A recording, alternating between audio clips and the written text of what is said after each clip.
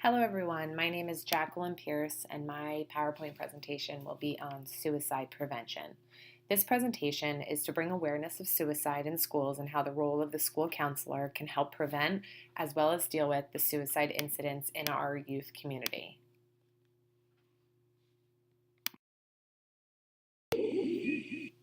What is suicide prevention? So contrary to what we usually abide by, I actually ended up using Wikipedia for the definition for this particular presentation. The definition of suicide prevention is an umbrella term for the collective efforts of local citizen organizations, health professionals, and related professionals to reduce the incidence of suicide. The reason why I went with the definition on Wikipedia versus other documents is a lot of the documents were from nursing documents or nursing definitions, definitions from doctors. This was kind of the umbrella term that relates to suicide prevention as a whole, and now we can incorporate it into the presentation regarding suicide prevention and what efforts schools do use. Our collective efforts would be the organizations within the school, so the school counselors, school psychologists, teachers, principals, and any other school officials.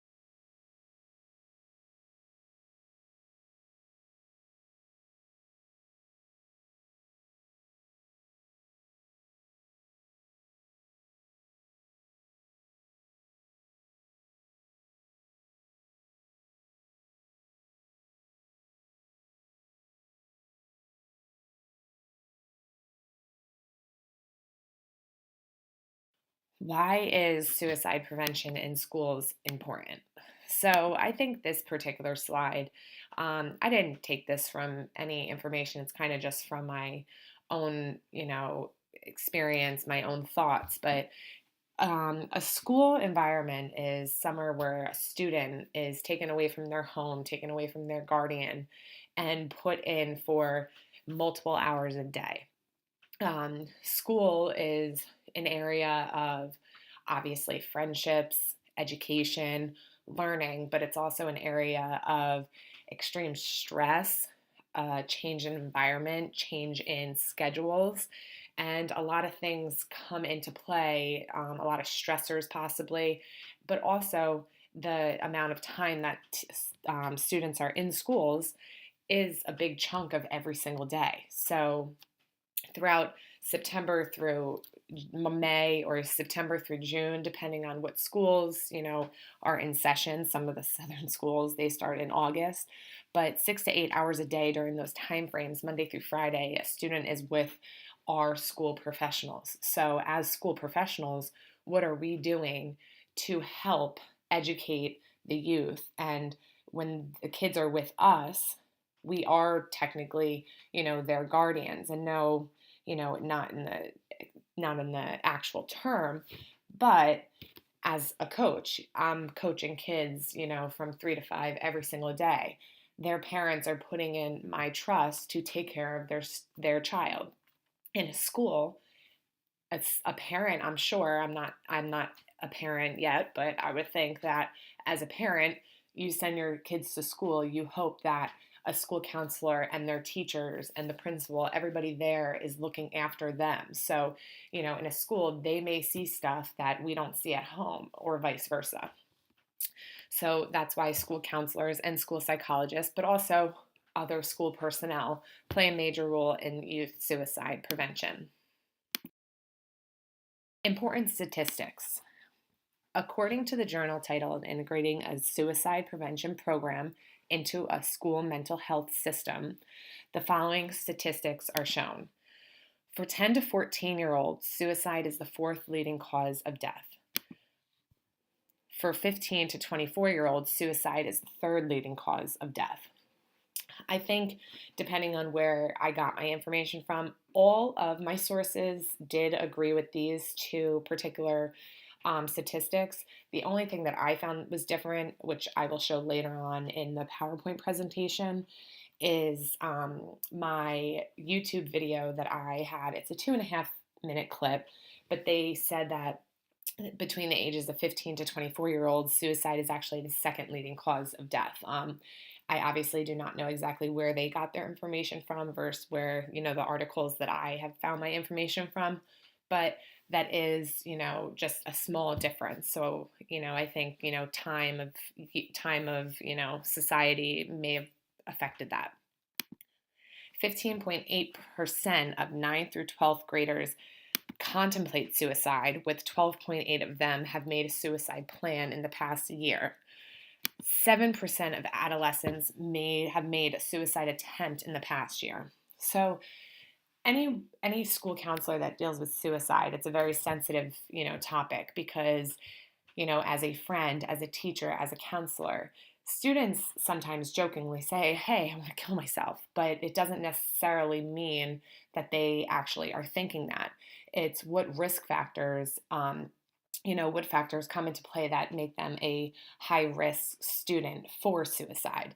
So 7% of adolescents have made a suicide attempt in the past year, where 15.8% of the 9th through 12th graders actually contemplated suicide. So why didn't all of them, or why wasn't it a smaller percentage of students that have made a suicide attempt in the past year?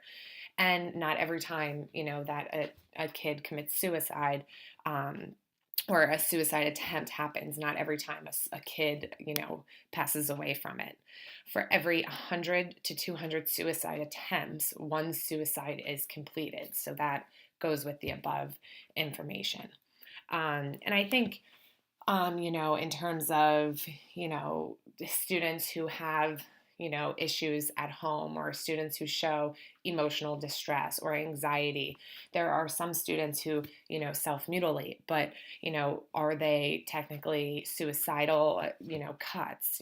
Those are sometimes things that all come into play as a school counselor. And I think it's really important to piece together all of the information and have a support system through everybody, in that student's life.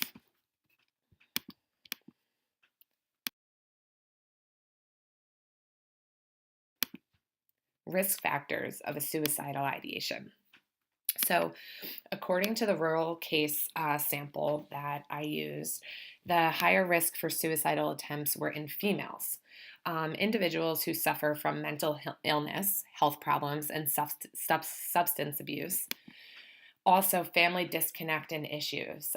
We'll see further in a table that family issues actually is a major, factor in suicidal attempts in the youth students of schools.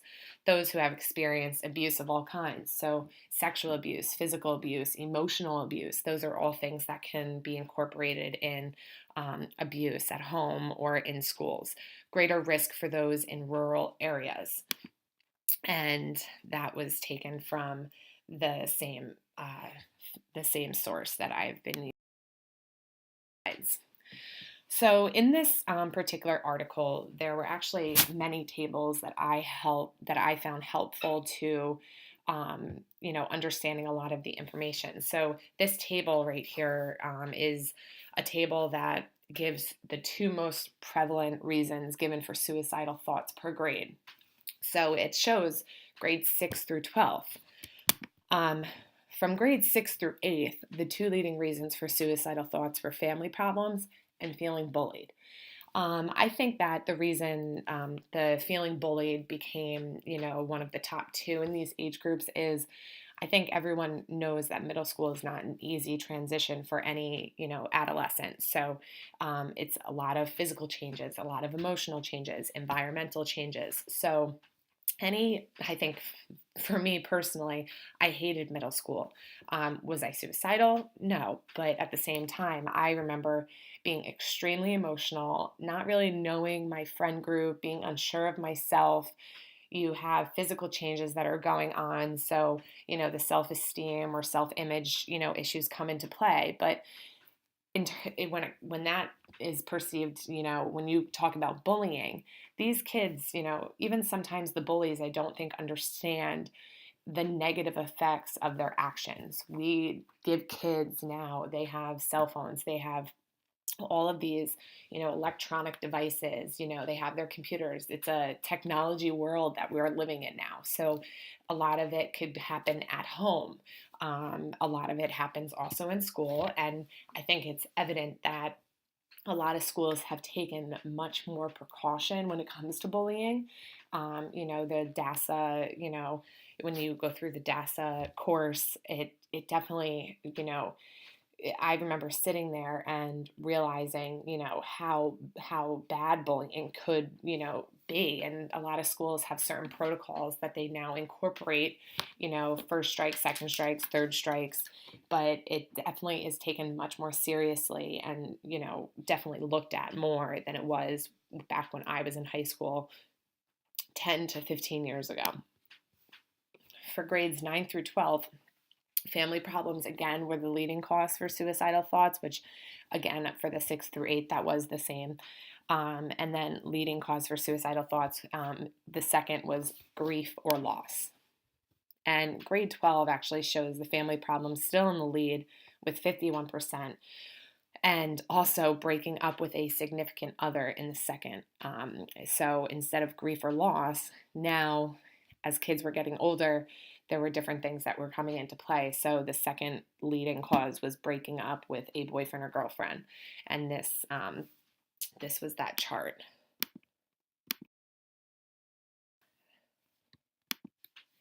The chart that's shown right here, it's table 1 of the same article, and this particular study showed the grades, how many kids were in the grades, the ethnicity of every student in this rural district of Maryland, and how many students every year had suicidal thoughts. So I put this slide in because I'm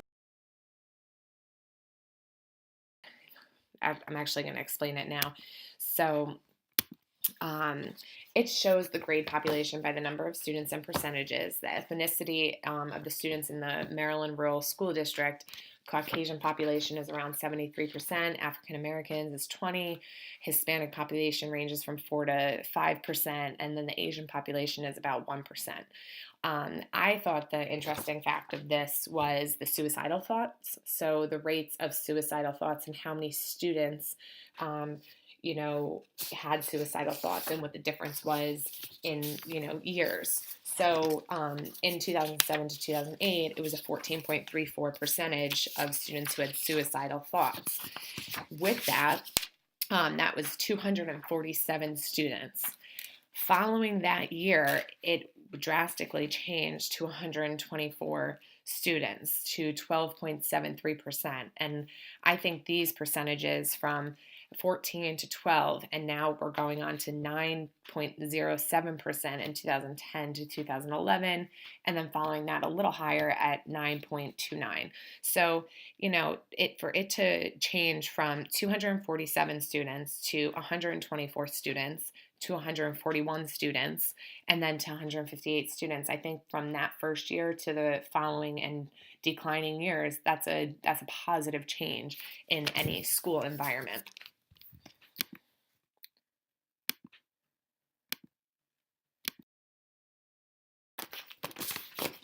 How schools can incorporate change. School counseling and school mental health systems need to have a protocol in place as well as take the information at hand and develop further planning and prevention. According to the journal titled Integrating a Suicide Prevention Program into a Mental Health System, it states that the school system in this study decided to implement multiple strategies. That is gatekeeper training, youth training, and screening or assessment to address youth suicide prevention, targeting different stakeholders groups. In addition, screening was strategically included as part of the training implementation process in this district.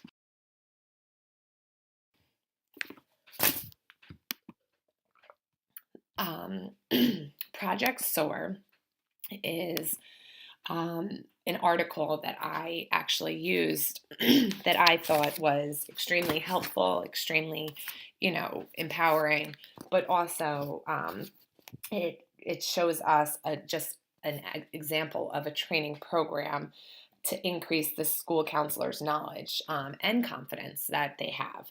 So in the next few slides, I'll be talking about it focuses more on the school counselor's understanding of the suicide prevention program in this particular school district. So it originates from Dallas, Texas, and all school counselors in Dallas, Texas are trained through this SOAR program. SOAR stands for Suicide Options Awareness and Relief. I think those 4 words, it's pretty self-explanatory, and I think they really are strong words to, name a project SOAR for, a suicide program. And I think those 4, particular words are easily able to hold in your brain to continue to think about. It focuses on gatekeeper training programs to educate the school faculty and staff. So the more educated the staff is and the school faculty, I think that helps the environment because some school counselors or some faculty are not as educated, and they do not realize what those risk factors may be. So this helps those staff members identify students who may be at risk for suicide. Again, another slide for SOAR. On page 402, Project SOAR author Keith King writes, in Dallas, Texas, Project SOAR includes intensive suicide prevention training for all school counselors in the district.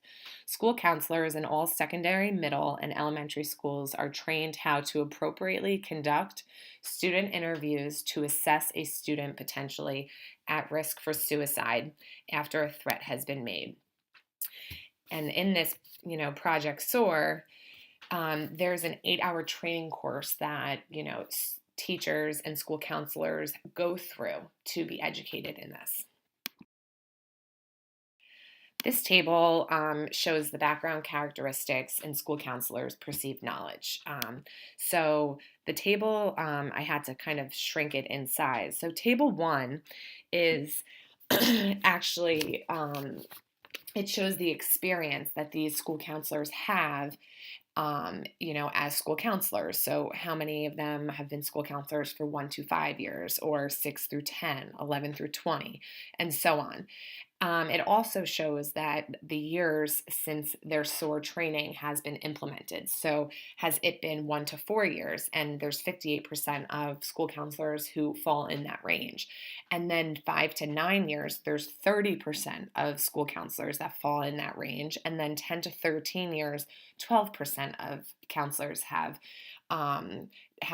not received training in those years. So I think, any school district that has, these type of programs, yes, things are constantly changing. Our society is constantly training. No, the risk factors for suicide may not necessarily change drastically. However, programs for school counselors, if you're a school counselor or if you're a teacher for, 20 plus years, you should still, every 4 or 5 years, I feel, be educated in whatever systems the school uses. So I think those percentages that, were the 5 to 9 and 10 to 13 years, I think those, are sometimes, whether, things you should look for. Table 2 is the school counselor's perceived knowledge regarding school suicide prevention. So this also pertains to the program that they're using. So, are these school counselors trained? Do they understand it? And I think the same thing. Any school counselor who strongly disagrees with the items on the left side, they should, possibly get educated. The description of the tables.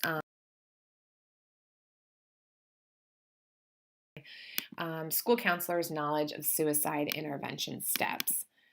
Um, so this table actually shows intervention steps of school counselors and when it comes to suicide. So promise to not tell the parents, take the student home, call the parents. So it says if a student assessed at high risk for a suicide attempt, I would. So I would as the counselor, and then the correct response, and then the percentage of who answered correctly. These knowledge steps and tables demonstrate when a student is assessed at high risk for a suicide attempt. As a school counselor, you should, and that's what I was just discussing, that table.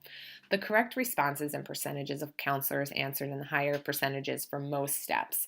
Community agency would be an outside support group. I feel that, referring a student to a community agency as well as using the resources in the school is very important, because meeting with somebody, while instead of being home, bringing them outside the home and going to see somebody outside their norm, if they are open to it, if they are warm up to it, that's a great, it's a great support group. And I feel there should be a higher percentage of counselors who answered correctly for that.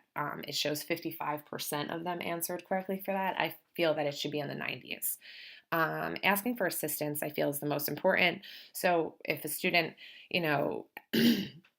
comes in, ask why he or she feels suicidal, but asking for assistance from your resources in the school, that percentage, yeah, it says 90%. It's a collective effort as a school counselor. So using everyone around you, the school psychologists, the principals, the teachers, everyone who is at those services for you, that's important. Postvention programs. So we talked a lot about, the factors, the statistics, the risks of students who are suicidal. But something that is extremely important, I feel, is what we should be doing as school counselors to prevent further, further suicide, what we should do after a suicide takes place. When a suicide hits school, what programs and support systems are in place to help the community cope and grieve? On page 16 of the article titled Suicide Postvention in Schools, it states that those schools with prevention and intervention plans often lack a postvention component. Is there a crisis support group? Finneran quotes, a study of Ohio schools found that 1 in 5 school counselors reported that their school did not have a suicide postvention program.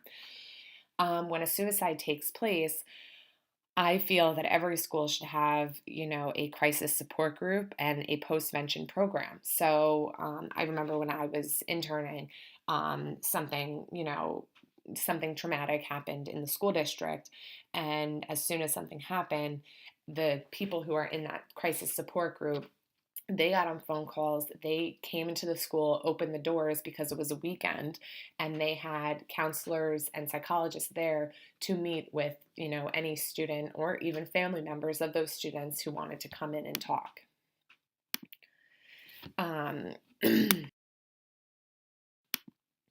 Why is postvention in schools important?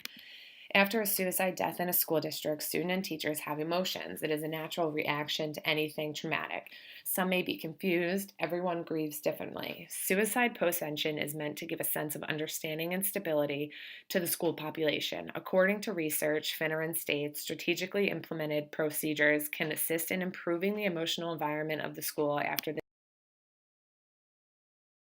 goals of suicide postvention. Provide support to minimize emotional distress of the population, reduce the likelihood, imitation or cluster suicides, and help get the school and community back to their normal routine. I think reducing the likelihood of imitation or cluster suicides is very important. Some, times you hear of schools and people who are attempting suicide or have, committed suicide.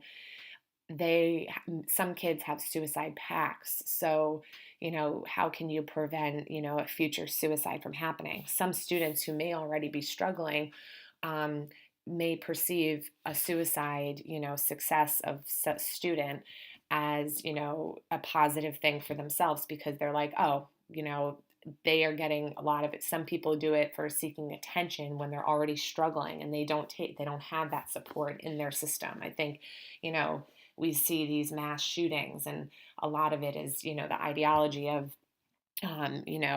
how people are giving them attention. I think, some students are so, what's the term? Some students are just, crave attention as much as they can. And it's not necessarily for attention, not for the positive attention, but, they're crying out for help. So it's, not the best case scenario at all. But, if there is no suicide postvention, then those other students who are struggling, they may not react positively or know how to react when something like this happens in their school.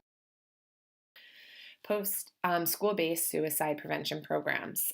There are many prevention programs used throughout the United States and in the world to help bring more awareness to our students and faculties. The goals of suicide prevention programs are to reduce the prevalence of suicidal thoughts, attempts, and deaths.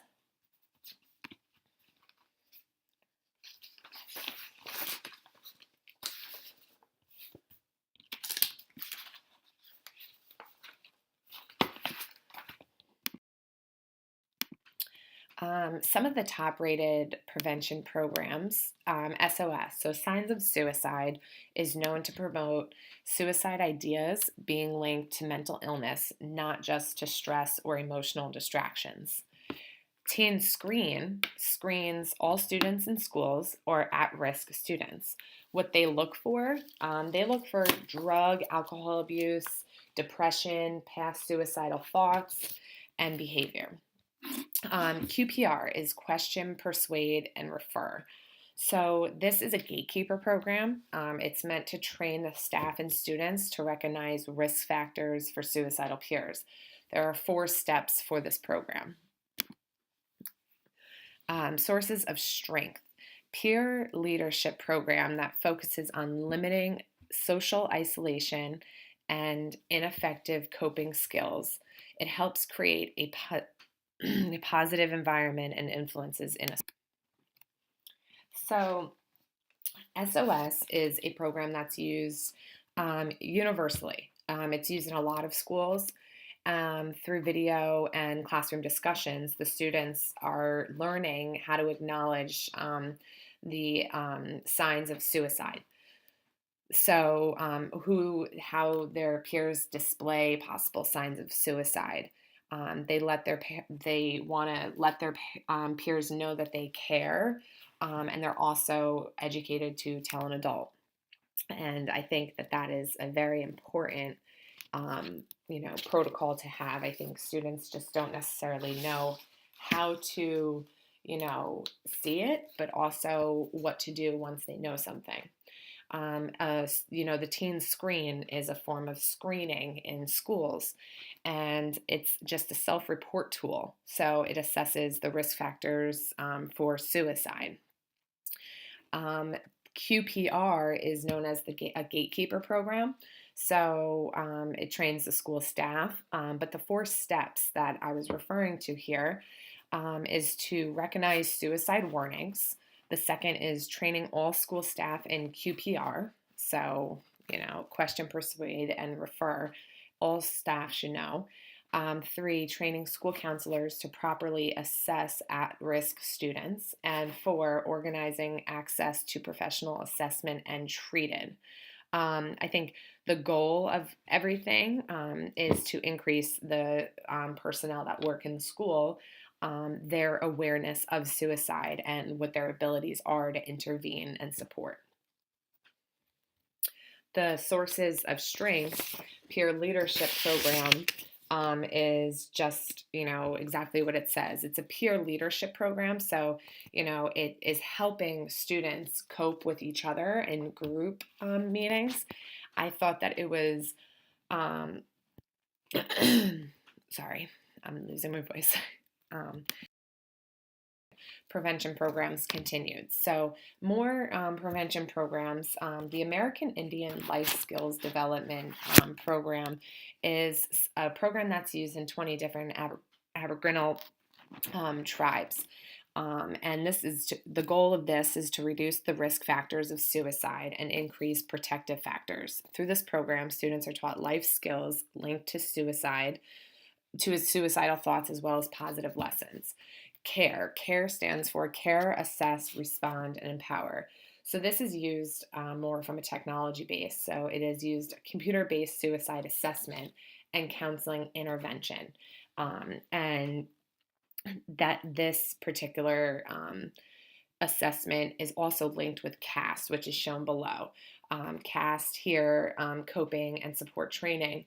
CARE and CAST go hand in hand. So the students who are at risk and identified through CARE then participate in CAST. So CAST stands for coping and support training. It focuses on improving the mood management of the students, the school performance of the students, and also focuses on decreasing drug use. This is based on small group sessions. Reconnecting youth. This focuses on the weaker academic student and those at risk for dropping out. So I think the term reconnecting youth, it's reconnecting them to the proper schedule, to their workload, to their, school importance. So social support system through activities, and this also includes parents. They do need to be included in this. Helps teach students control of, their not only their emotions, but also their decisions and their resiliency. So, going to school will help create, hopefully positive changes in their environment. And then the GBG is the good behavior game. I thought this was, a different idea than the ones above, because this focuses primarily on elementary school students. So the good behavior game, I think, just from the term, for those who are younger, it's sometimes hard to incorporate, suicide prevention programs. But by putting students in groups, it's a classroom-based and teamwork effort. So this focuses on the elementary school students, and the goal is to create a positive class environment without aggressive or disruptive behavior.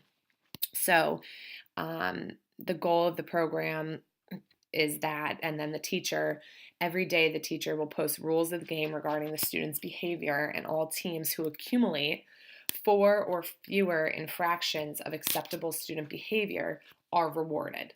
So I think, the positive reinforcement is used here. This is actually a video that I found on YouTube.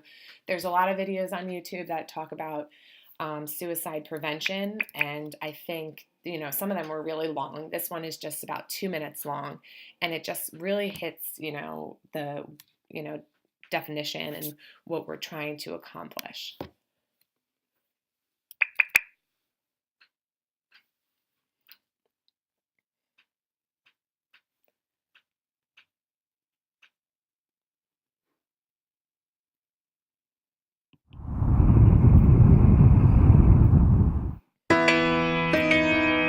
In 1941, 1,177 crewmen were killed in Pearl Harbor. In 2015, 1,058 lives were lost to suicide in the state of Colorado alone. Why is one number spoken openly about while the other is just left out? Lost lives are a tragedy either way. But what if we could save people every day by simply talking? Why do we keep quiet on topics like this when it's a huge reason we're losing kids? Classmates, Friends, teammates, peers. These are the years we need to be equipped for struggles like this. Did you know that kids as young as 10 commit suicide? So do not turn a blind eye simply because you think we're too young to understand. In America, suicide is the second leading cause of death from ages 15 to 24. So please don't tell us we're too immature to get it. We have to be able to comprehend it because, quite frankly, it's our friends are choosing to end it. Teach us how to be a friend to the broken. Teach us that it's not a bad thing to be open. Teach us that the darkness does conclude. And not just by shutting our eyes. Reach down to the youth that is rising up beneath you. We are on the front lines. Teach us that we aren't the forgotten. Show us all that we do not have to speak anonymously. Hear us now. We speak unanimously. We cannot handle this any longer. We refuse to push this aside like it's not an issue. We are willing to fight the battle. Just give us the armor. The bombing at Pearl Harbor led to a war of the world with soldiers as young as 15. We are no longer immature boys and girls. This is reality. Equip us. I'm ready. I'm ready. I'm ready. I'm ready. I'm ready. I'm ready. I'm ready. I'm ready. I'm ready. Are you?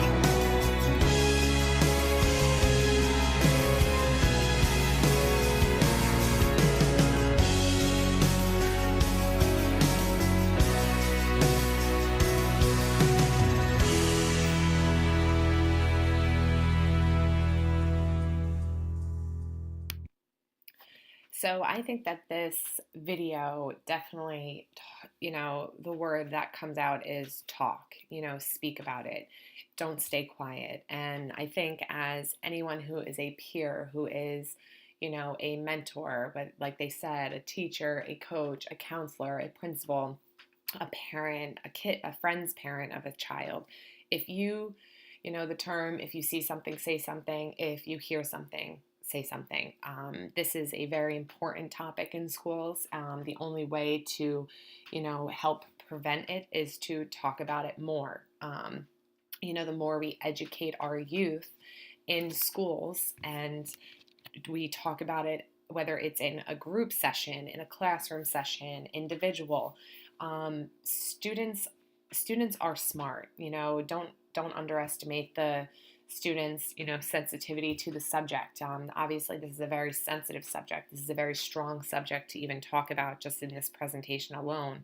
But the more that students are educated, the more that they are told, to speak up, they have to be open, and we have to use a video like this and a topic like this. By educating, we need to change the youth and the upbringing behind it. To close the PowerPoint presentation, according to the Suicide Postvention in Schools, Finnegan stated, "It is probable that a school counselor will encounter a student's suicide at some point in his or her career. It is clear that the school counselor has a responsibility to endorse the development of a working postvention plan and organize counseling efforts in the aftermath of a student's suicide. An effective postvention plan may reduce the risk of future student suicides, ensure self-care practices for postvention team members, including the school counselor, minimize negative impact on schools and school personnel, and promote the healing of the entire school community." I think it's just a strong statement. The first two sentences, every school counselor will likely encounter a student suicide at some point in his or her career. So, it's a strong statement to read, to believe, but it does happen and it is prevalent in our schools today. This is my reference page. If you have any questions, please don't hesitate to reach out to me. I, went through a lot of the resources to put together this slideshow. It was a little longer than I, had planned. I thought it would be around, 30 to 34 minutes, closer to 40. But I think it's a very strong topic, and I really had, I don't want to say a wonderful experience, researching a topic like this, but, researching and learning about prevention programs, what different schools in different states do, bullying, what are leading factors, it's all really important as a school counselor. So I'm very fortunate to have had this experience. Thank you.